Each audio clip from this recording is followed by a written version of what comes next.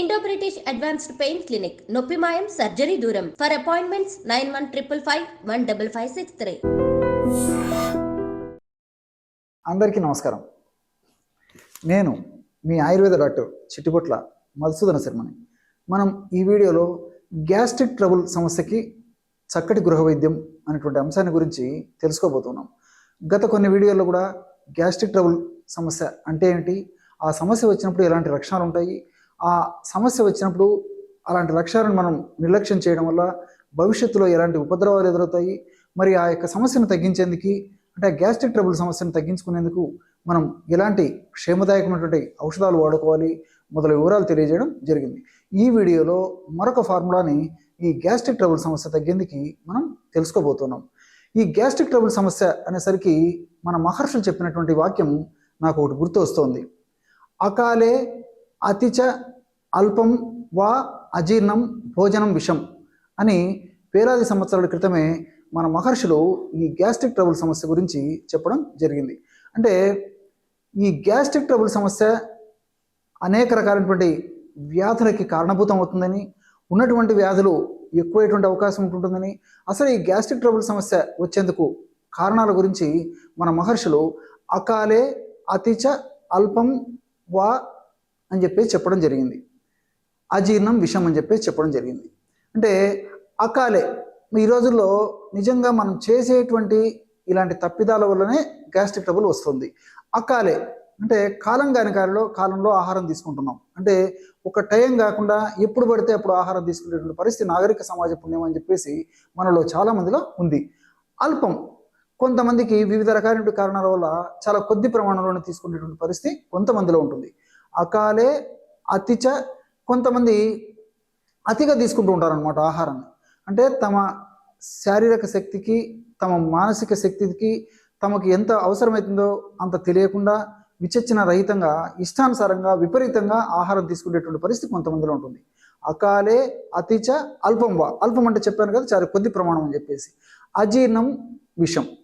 So ఇవన్నీ కూడా అజీర్ణం కింద తయారైపోతుంది. అంటే ఇవన్నీ కూడా వీటి వల్ల ఇలాంటి కారణాల వల్ల కొన్ని రకాలైనటువంటి హానికారకమైనటువంటి పదార్థాలు తయారైపోయి ఆ పదార్థాల యొక్క ప్రభావం చేత కూడా ఈ అజీర్ణం అంటే ఆహార పదార్థాలు సరిగ్గా సక్రమంగా జీర్ణమై మన శరీరానికి ఉపయోగపడకపోగా అవి అజీర్ణం కింద మారిపోయి అజీర్ణం వల్ల వివిధ రకాలైనటువంటి సమస్యలు కలుగుతాయి. అంటే కడుపులో మంట, కడుపులో వికారము, వాంతి వచ్చినట్టుండడము, నోట్లో నీళ్లు ఊరుతుండడము, విరేచనం సరిగ్గా కాకపోవడము, అదేవిధంగా కడుపు ఉబ్బరంగా ఉండడము, అదేవిధంగా కడుపులో అసౌకర్యంగా ఉండడము, ఈ యొక్క ప్రభావం చేత తలనొప్పి, కీళ్ళ నొప్పులు, మోకాళ్ళ నొప్పులు, భుజం నొప్పి, అదేవిధంగా నడువు నొప్పి ఇలాంటి సమస్యలు ఉండడము, విరేచనము ఒక్కొక్కసారి 3-4 సార్లు అవుతుండడము, విరేచనమైనప్పటికీ విరేచనలో వాసనతో కూడినటువంటి విరేచనాలు అవుతుండడము, అదేవిధంగా అసంపూర్తిగా విరేచనాలు అవుతుండడం, ఇలాంటి అనేక రకాలైన కారణాలు ఈ యొక్క గ్యాస్ట్రిక్ ట్రబుల్ సమస్యలో కలుగుతుంటాయి. అందుకే మన వాళ్ళు వీటన్నిటిని దృష్టిలో ఉంచుకొని అకాలే అతిచ అల్పం వా అజీర్ణం భోజనం విషం అని చెప్పేసి ఒక మాటలు చెప్పడం జరిగిందనమాట.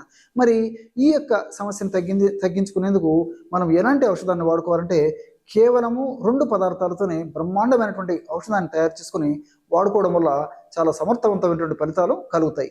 ఎలాంటి ఔషధం అంటే సోంపు గింజల చూర్ణం. సోంపును తెచ్చుకొని, సోంపు తెలుసు కదా మీకు అందరికీ, సోంపు ఈ జీలకర్ర లాగానే ఉంటుంది, చాలా సువాసన భరితంగా ఉంటుంది.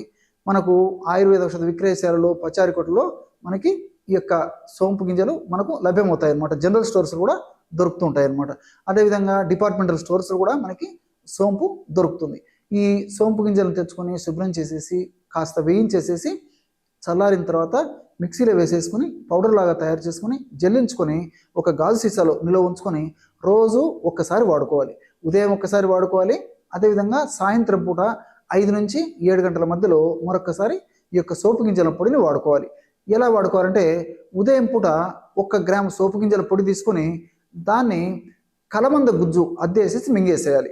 ఈ కలబంద గ్రామాలు, పట్టణాలు, నగరాలతో నిమిత్తం లేకుండా ఎక్కడ పడితే అక్కడ చిన్న మొక్క మనకి దర్శనమిస్తూ ఉంటుంది.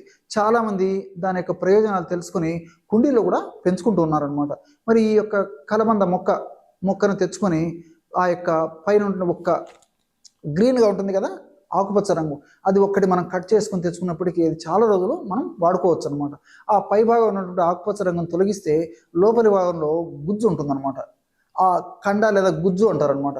ఆ గుజ్జును 1 టీ స్పూన్ తీసుకోవాలి. అంటే ఇంచుమించు ఒక 5 గ్రాములు కట్ చేసేసి, లేకపోతే స్పూన్తో కట్ చేసేసి 5 గ్రాములు లేదా 1 టీ స్పూను ఆ యొక్క కలబంద గుజ్జును ఒక శుభ్రమైనటువంటి కర్చీఫ్లో కానీ బట్టలో కానీ పెట్టేసేసి మూటలాగా కట్టేసేసి 5 సార్లు శుభ్రమైనటువంటి నీటిలో ముంచేసి విదిలించేసేయాలన్నమాట. ఆ విధంగా విదిలించడం వల్ల ఆ యొక్క చేదు భాగం పోతుందన్నమాట. అంటే ఆ పైన మనం గుజ్జులో ఉంటే పైన ఉంటే ద్రవ పదార్థం సహా తీసుకున్నట్లయితే కొద్దిగా చేదు ఉండి తీసుకోవడం ఇబ్బందిగా ఉండేటువంటి పరిస్థితి ఉంటుంది. కాబట్టి చేదు తత్వం తొలగించేందుకు నీళ్లలో 5 సార్లు ముంచేసేసి విదిలించేసేసి ఆ విధంగా శుభ్రం చేసుకున్నటువంటి కలబంద గుజ్జును తీసుకొని ఈ సోంపు గింజలో అద్దేసేయాలన్నమాట. సోంపు గింజల పొడిలో ఎప్పుడైతే అద్దుతామో సోంపు గింజల పొడి అంతా ఆ కలబంద గుజ్జుకు అంటుకుంటుంది. దాన్ని మింగేసేయాలి. ఈ విధంగా ఉదయం ఒకసారి చేయాలి, అదేవిధంగా సాయంత్రం పూట కూడా ఒకసారి చేయాలి. ఉదయం పరిగెడుపున చేస్తే మరీ మంచిది. లేని పక్షంలో ఆహారానికి ఒక అరగంట ముందు ఈ యొక్క పద్ధతిలో తీసుకొని మింగేసేయాలన్నమాట. ఈ విధంగా రోజు 2 సార్లు ఈ యొక్క ఔషధాన్ని వాడుకోవడం వల్ల గ్యాస్ట్రిక్ ట్రబుల్ సంబంధించినటువంటి ఎలాంటి లక్షణాలైనప్పటికీ ఈ ఔషధం చాలా అద్భుతంగా పనిచేస్తుంది. ఒక్కొక్కసారి గ్యాస్ట్రిక్ ట్రబుల్ బాగా ముదిరిపోయి కడుపులో పుండు లేదా వ్రణము అల్సర్స్ కూడా తయారవుతుంటాయి. ఈ అల్సర్స్ను కూడా చాలా అద్భుతంగా నయం చేసేటువంటి తగ్గించేటువంటి శక్తి ఈ 2 పదార్థాల్లో అంటే సోంపు గింజలు అదేవిధంగా కలబందలో ఉన్నాయి. కాబట్టి చాలా చక్కటి ప్రయోజనం చేకూరుతుంది.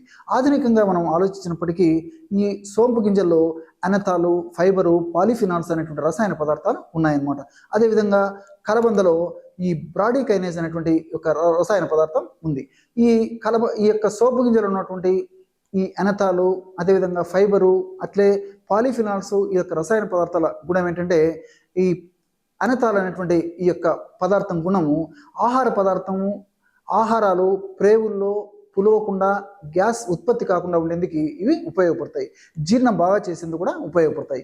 అదేవిధంగా ఈ ఫైబరు మోషన్ బాగా ఫ్రీ అయ్యేందుకు చాలా చక్కగా ఉపయోగపడుతుంది.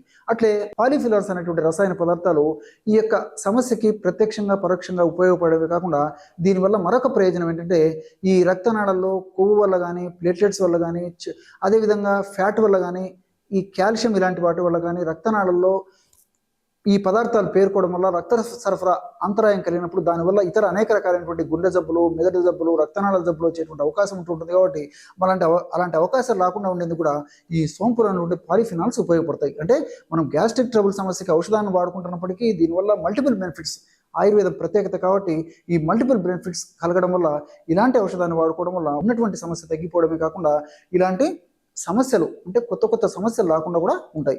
అదేవిధంగా కలబందలో ఉన్నటువంటి ఈ యొక్క బ్రాడీకైనేసు ఇతర అనేక రకాలైనటువంటి ఎంజైమ్స్ కూడా ప్రత్యక్షంగా పరోక్షంగా ఈ యొక్క గ్యాస్ట్రిక్ ట్రబుల్ సమస్య తగ్గేందుకు ఉపయోగపడమే కాకుండా ఈ యొక్క పుండును అంటే అల్సర్ను కూడా మానిపేటువంటి శక్తి ఇందులో ఉంటుంది. చూశారు కదా ఎటువంటి సులువైనటువంటి ఔషధయోగాన్ని గ్యాస్ట్రిక్ ట్రబుల్ సమస్య తగ్గేందుకు మీరు ఈ వీడియోలో తెలుసుకున్నారో. మరొక వీడియోలో మరొక అంశంతో మళ్ళీ కలుద్దాం. అంతవరకు నమస్కారం. మీ చిట్టిపొట్ల.